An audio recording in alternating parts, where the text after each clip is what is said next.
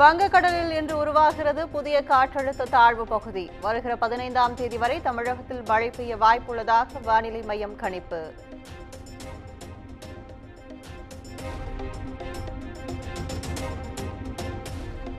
தஞ்சாவூர், திருவாரூர், நாகை உள்ளிட்ட 5 மாவட்டங்களில் இன்று கனமழைக்கு வாய்ப்பு. சென்னை வானிலை ஆய்வு மையம் தகவல்.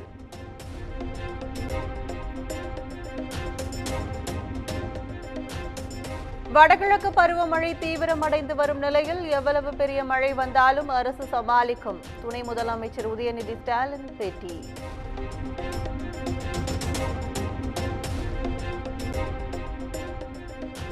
விருதுநகரில் புதிய மாவட்ட ஆட்சியர் அலுவலகத்தை இன்று திறந்து வைக்க உள்ளார் முதலமைச்சர் மு.க.ஸ்டாலின்.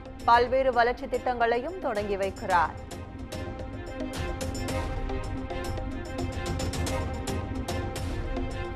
வரும் தேர்தலில் வெற்றி உறுதி என்பதை நினைத்து அலட்சியமாகவும் மெத்தனமாகவும் இருந்துவிடக்கூடாது. விருதுநகரில் சுற்றுப்பயணம் மேற்கொண்டுள்ள முதலமைச்சர் மு.க.ஸ்டாலின் திமுகவினருக்கு அறிவுறுத்தல்.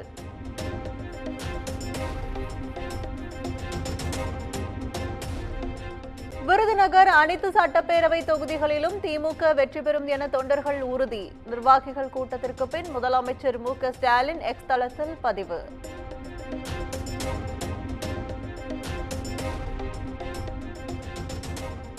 விருதுநகரில் உள்ள சூலக்கரை அரசு காப்பகத்தில் திடீர் ஆய்வு மேற்கொண்டு குழந்தைகளுக்கு இனிப்புகளை வழங்கிய முதலமைச்சர் மு.க.ஸ்டாலின்.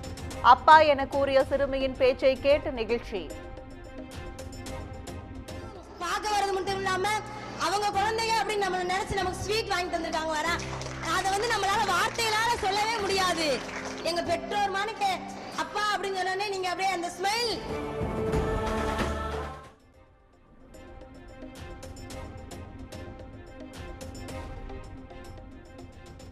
புதிய ஒளிபரப்பு கொள்கை மூலம் OTTக்கு சென்சார் கொண்டு வரப்படும். மத்திய இணை அமைச்சர் எல். முருகன் தகவல்.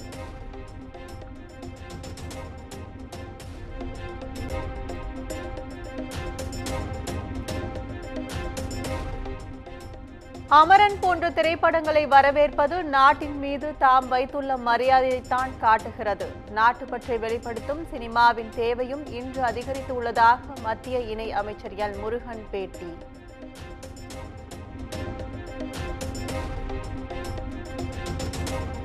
உறுப்பினர் சேர்க்கை விவகாரத்தில் பாஜக தேசிய தலைமை, மாநில தலைமை மீது அதிருப்தி. சென்னையில் நாளை கட்சியின் உயர்மட்ட குழு ஆலோசனை கூட்டம் நடைபெற உள்ளதாக தகவல்.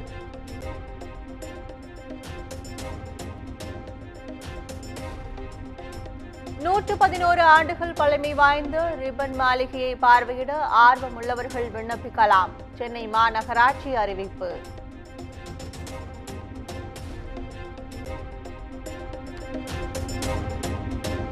பிராட்வே பேருந்து நிலையத்தை தற்காலிகமாக ராயபுரத்தில் மாற்றம் செய்ய அரசு முடிவு. அரசின் முடிவால் வர்த்தகம் முற்றிலும் பாதிக்கப்படும் என வியாபாரிகள் கருத்து.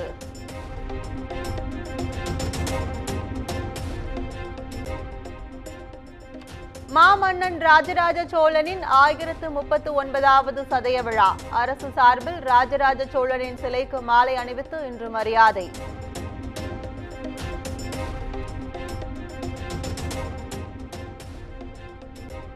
சதய விழாவை முன்னிட்டு 700க்கும் மேற்பட்ட மாணவிகள் பங்கேற்று நடனமாடிய பரதநாட்டிய நிகழ்ச்சி. மின்னொளியில் ஜொலிக்கும் தஞ்சை பெரிய கோயிலின் கழுகு பார்வை காட்சி.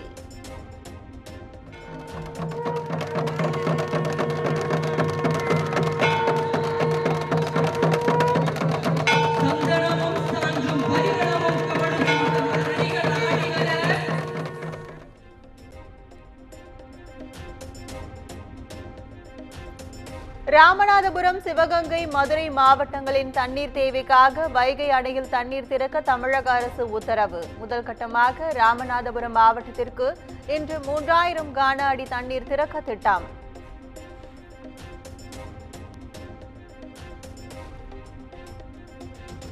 உதகை நகராட்சி ஆணையர் வாகனத்தில் லஞ்ச ஒழிப்புத்துறை திடீர் சோதனை. கணக்கில் வராத 11,75,000 பணத்தை பறிமுதல் செய்து விசாரணை.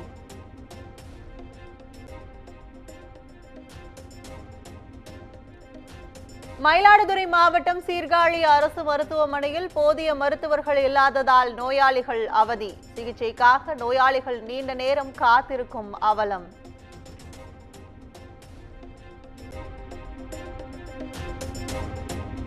ராமநாதபுரம் மாவட்டம் கடலாடி அருகே நடைபெற்ற மாட்டு வண்டி பந்தயத்தில் குறுக்கே வந்த இருசக்கர வாகனம். நூலிலையில் இளைஞர்கள் உயிர் தப்பிய காட்சி வெளியானது.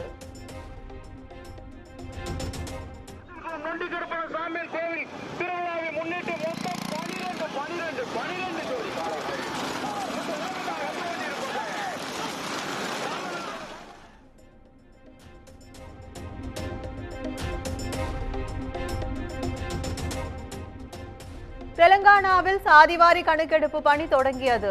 இந்நாள் வரலாற்றில் பொன் எழுத்துக்களால் பொறிக்கப்படும் என அம்மாநில முதலமைச்சர் ரேவந்த் ரெட்டி எக்ஸ் தளத்தில் பதிவு.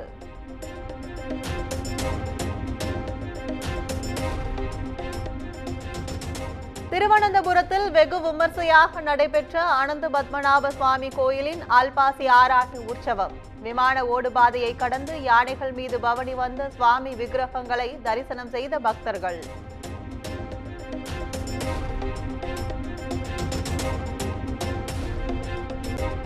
அமெரிக்க அதிபர் ஜோ பைடன் அதிபராக தேர்ந்தெடுக்கப்பட்டுள்ள டொனால்டு டிரம்பை சந்திக்க அழைப்பு. இருவரும் நவம்பர் 13ஆம் தேதி சந்தித்து பேச உள்ளதாக வெள்ளை மாளிகை அறிவிப்பு.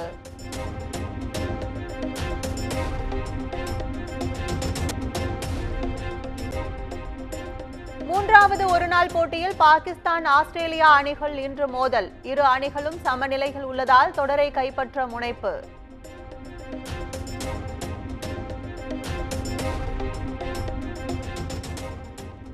சிவகார்த்திகேயன் நடிப்பில் வெளியான அமரன் திரைப்படத்தின் வசூல் 200 கோடியை கடந்தது. தயாரிப்பு நிறுவனம் அதிகாரப்பூர்வமாக அறிவிப்பு.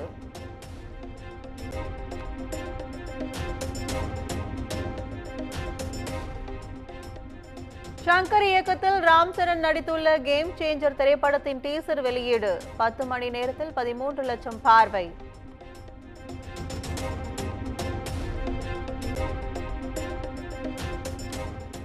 அஸ்வத் மாரிமுத்து இயக்கத்தில் பிரதீப் ரங்கநாதன் நடிக்கும் டிராகன் திரைப்படம். இயக்குநர்கள் மிஸ்கின், KS ரவிக்குமார், கௌதம் வாசுதேவ் மேனன் இணைந்து போஸ்டர் வெளியீடு.